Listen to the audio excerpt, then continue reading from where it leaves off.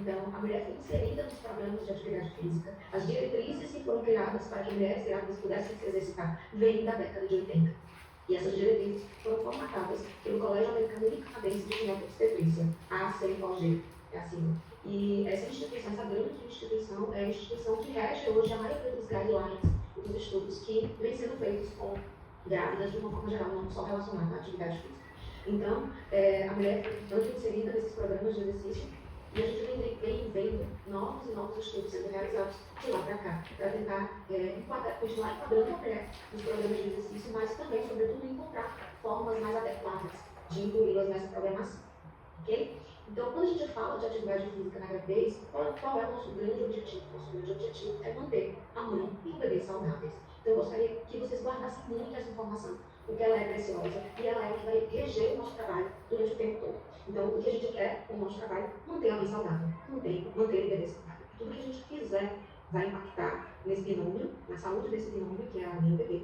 E tudo que a gente fizer tem como objetivo promover essa qualidade. Tá? Então, a gente sempre vai pensar que tudo que a gente faz é para o bem-estar de ambos.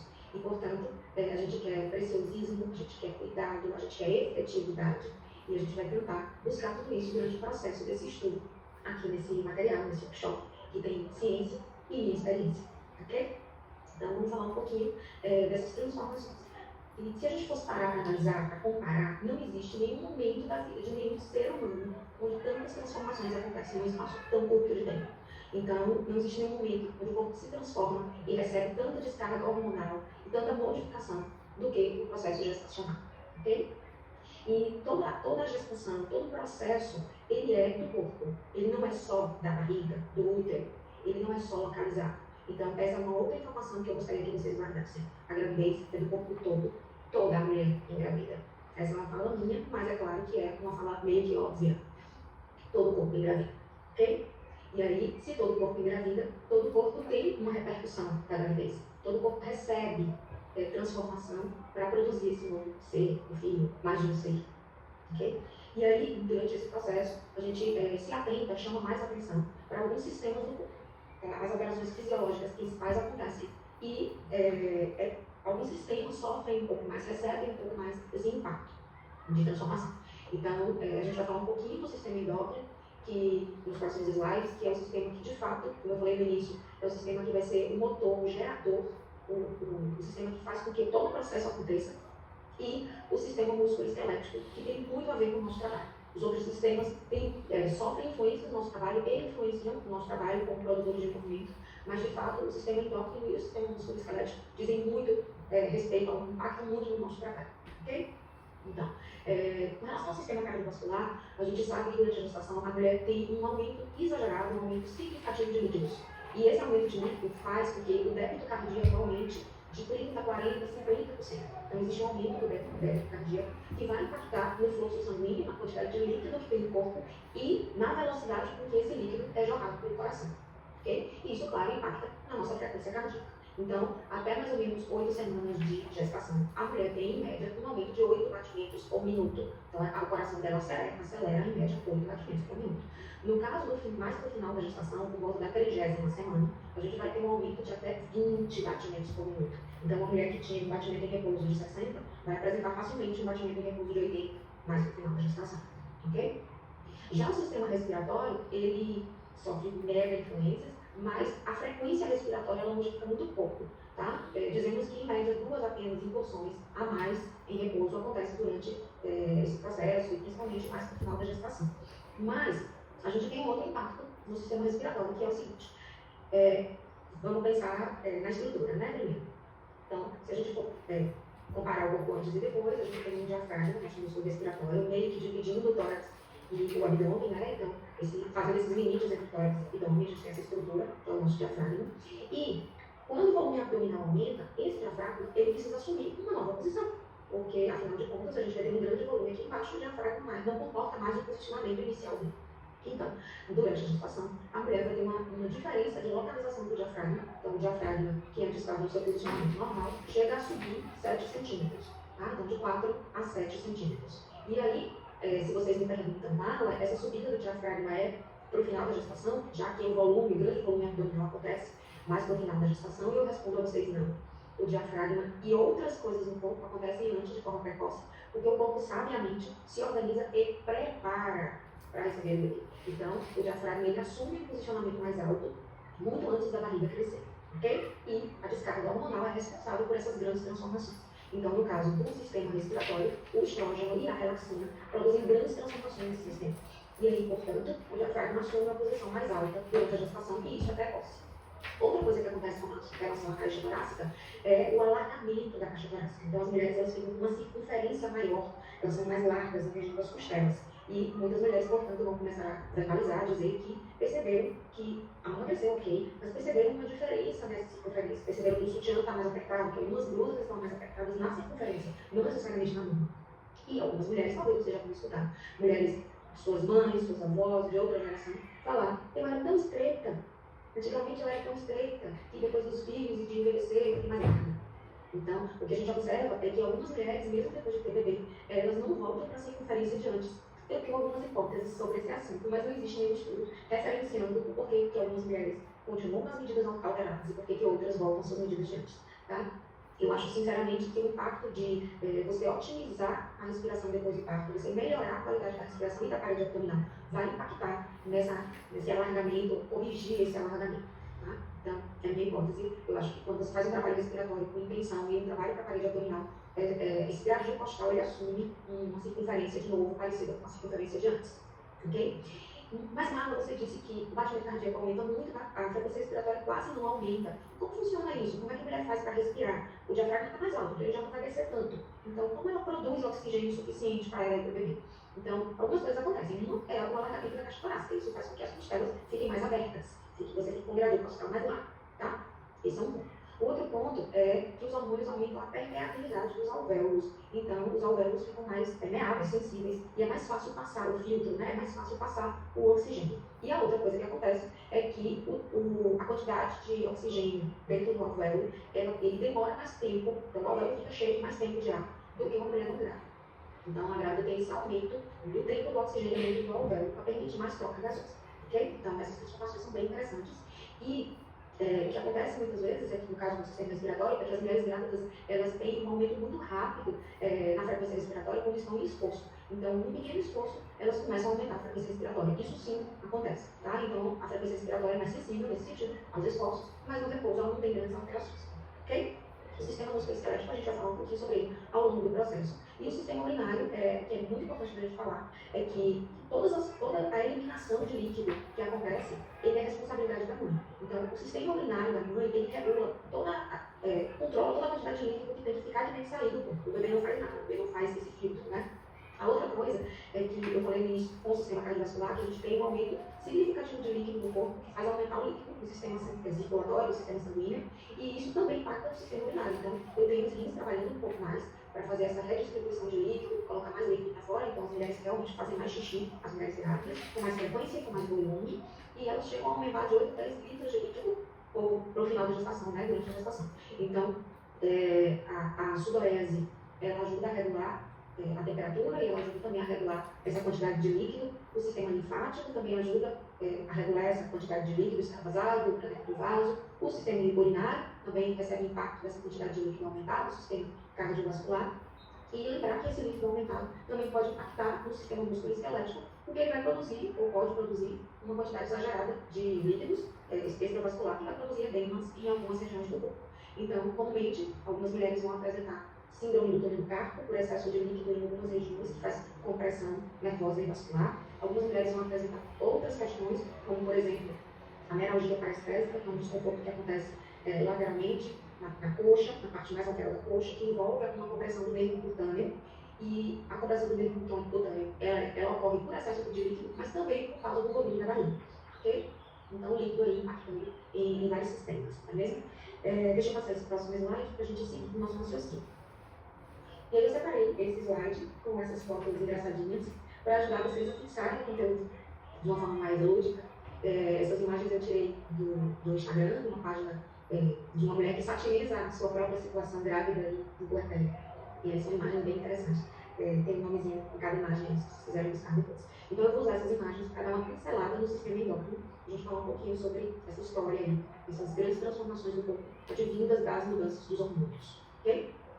Um dos primeiros hormônios a se modificar no corpo da mulher é o hormônio progesterona.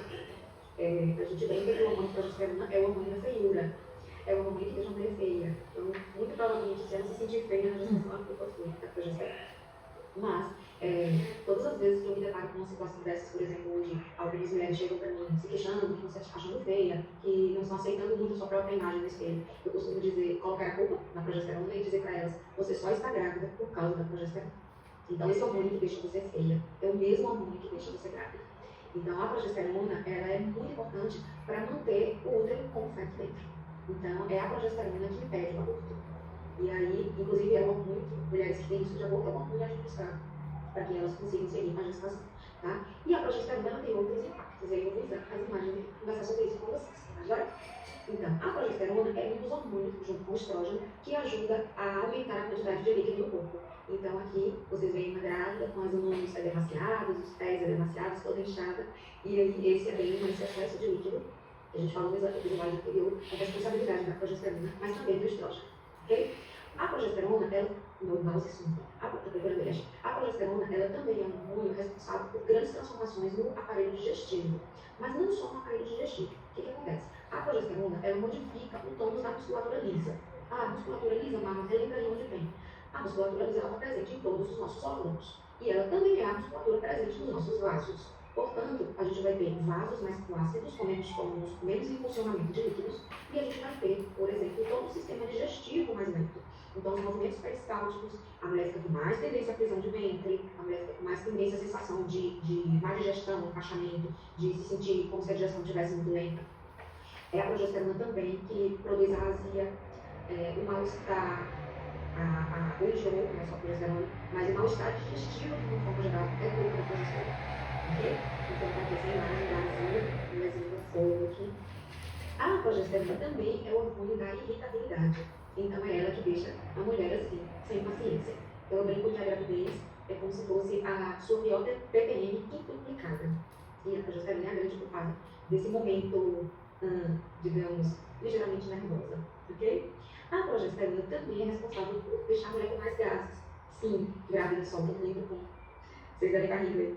Grávidas soltam muito pum. E grávidas têm muitos gases, independente da alimentação. Tá? Então, no primeiro trimestre, em especial, as mulheres experimentam esse mal-estar. E aí, essa figurinha lá, né? Brincando sobre isso. Aqui, de novo, a mesma imagem de cima, falando da azia, de novo, progesterona. Ok? E aí, essas duas imagens aqui, para a gente falar um pouquinho do estrógeno e a relaxina. Vamos lá. A relaxina é o hormônio que vai permitir que a mulher fique mais elástica, digamos, que vai modificar cartilagem, ligamento, todo o tecido aponeurótico, músculo, que vai deixar todo o tecido mais maleável. O que a relaxina faz? Ela modifica o colágeno. Tá? O nosso corpo ele tem colágeno de vários tipos e cada colágeno ele tem uma característica. E na gestação, dois colágenos eles se transformam, eles se modificam mais intensamente, o colágeno 1 e o colágeno 3.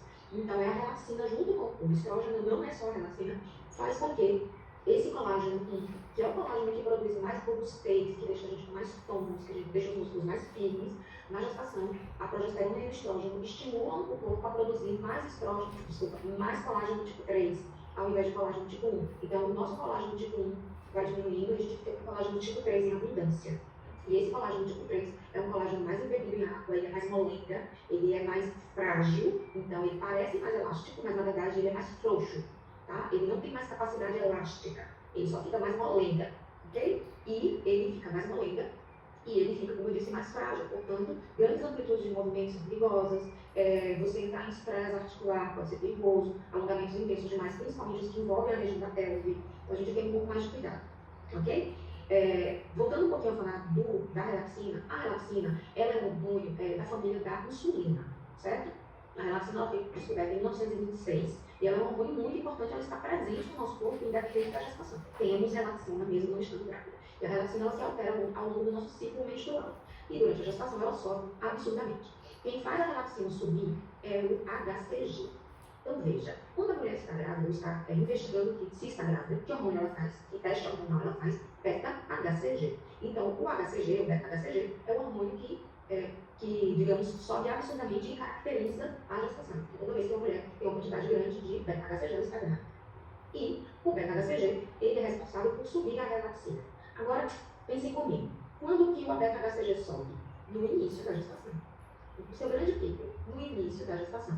Ele é o regulador da relaxina, ou seja, quando ele sobe, ele faz a relaxina subir. Portanto, quando a relaxina sobe, no início da gestação. E aí muita gente acha que a relaxina sobe no final da gestação. E crê que muitos exercícios arriscados, inclusive de amplitude, possam ser feitos já que a relaxina subiria no final da gestação. O fato é que a relaxina sobe no início da gestação. Então, coisas que a gente acha que podem não ser arriscadas, já que não temos uma grande barriga, podem sim ser arriscadas. Porque o hormônio que produz a maior prontidão no corpo, produzindo tecidos que são mais molengas e frágeis, está com seu pico por volta de 12 a 15 semanas de gestação. Tá? Então, aqueles exercícios abdominais que poderiam fazer uma tração da linha alba, aqueles exercícios que produzem grandes amplitudes articulares, aqueles exercícios onde ela se pendura com risco de cair porque está usando as mãos para se pendurar. Então, todos esses exercícios precisam ser revistos e não necessariamente associá-los só quando a barriga está pequena e achar que só quando a barriga está grande eles seriam de fato arriscados. Tá? Então, esse é um momento alerta da palestra para lembrar vocês que temos que ter mais cuidado no início da gestação, porque a relaxina é um hormônio que sobe muito precocemente, tá? Então, a relaxina ela é um dos hormônios, portanto, que vai amolecer os tecidos e preparar o corpo para a chegada do bebê. E aí a gente falou sobre isso nesse instante, quando falávamos do diafragma. Portanto, a relaxina junto com o estrógeno fazem com que o diafragma suba precocemente e a caixa torácica se alargue precocemente para deixar tudo pronto antes mesmo da barriga crescer, ok? E uma outra coisa muito importante que acontece em função da relaxina e do estrógeno é uma modificação nas curvas da coluna. Então, a gente tem na gravidez um excesso de curva torácica, então a mulher fica mais profunda, mais curva na torácica. A mama cresce muito, então o enrolamento dos ombros, ele ajuda a participar desse encurvado tórax. E a gente tem, em contrapartida, uma anteriorização da cabeça e um tilt anterior da pelve. Então, o bumbum fica mais arrebitado, o bumbum fica mais para trás. Parece até às vezes que ela está com o bumbum maior. E a lombar, que muitas vezes é dita por aí que fica com uma hiperlordose, na verdade, ela fica muito mais retificada do que com hiperlordose. Não estou dizendo que é impossível ter hiperlordose, mas vai ser mais comum vocês virem mulheres com lombar retificada. E, de fato, quem aumenta a curva lordótica é o sacro junto com os ilíacos. Então, a gente tem aquela pelve inclinada para frente, um tilt anterior ou uma báscula anterior, como a gente fala de forma grosseira. Tá? Então, são as alterações mais significativas. Para compensar isso já um pouco mais para frente, quando a barriga está maior, para compensar o equilíbrio do corpo, a grávida vai ter uma mudança importante na mecânica, na cinética do membro inferior. Então, ela vai ficar com a base mais alargada e vai andar como um patinho na cinta. A gente chama de marcha anserina. Então, a gente vai ter aquela marcha com os pés para fora, com as pernas mais abertas. E, ainda falando dessa alteração no membro inferior, a gente vai ter também um aumento da mobilidade dos tecidos do pé e dos ossos do pé. Então, o pé, ele aumenta a sua base, para deixar a mulher com mais base. Então, o arco plantar ele diminui, o arco fica mais raso, mais plano, e o pé se alarga. Então, o pé da grávida vai crescendo, e ele pode crescer em até um número, e pode não voltar para o tamanho normal de antes. Então, a gravidez pode aumentar seu pé. Já pensou? Isso é fato. Então, mulheres, principalmente de segunda gestação, vão experimentar um pé maior depois da gravidez. Ok? E aí, esse pé se alarga para deixar uma base maior, para ajudar essa marcha anserina a permitir que a mulher tenha mais equilíbrio. Então, a mulher vai ter, portanto, um deslocamento do centro de gravidade para frente, uma base mais alargada e as curvas da coluna se modificando ao longo do processo de crescimento da barriga. E essa saída do eixo faz com que as mulheres também percam um pouco da noção espacial. E aí, mulheres grávidas caem 27%. Então, é uma estatística bem alta, 1/3 das grávidas vão cair. É claro que nem toda queda é perigosa. As quedas com a barriga ou as quedas sentadas são as quedas mais perigosas. Mas, de uma forma geral, cair pode ser perigoso, mas não necessariamente será. E eu falei no início da aula que o nosso papel como produtor de movimento é dar também segurança, porque o objetivo do nosso trabalho é dar saúde ao binômio mãe e bebê. Portanto, o nosso trabalho não pode ter risco de queda. Se ela naturalmente aumenta as estatísticas de queda só pelo fato de estar grávida, o meu ambiente de trabalho não pode ser um ambiente que produz queda. Tá? Então, lembre-se sempre disso e lembre-se sempre da instabilidade que o corpo dela tem. A noção espacial alterada, as mãos mais frouxas, com menos facilidade de fazer H, menos força para H, muita frouxidão nos ossos, o pé também. Então, exercícios que ela precisa se pendurar, precisa das mãos. Exercícios que ela precisa de muito equilíbrio no membro inferior, talvez possam ser arriscados. Okay? Então, sempre se atentar para essas questões. E faz parte do nosso trabalho manter essa segurança o tempo todo. Ok? Esse foi o último guideline, o guideline de 2019. Onde foram dadas as novas diretrizes para se trabalhar com grávidas e puérperas.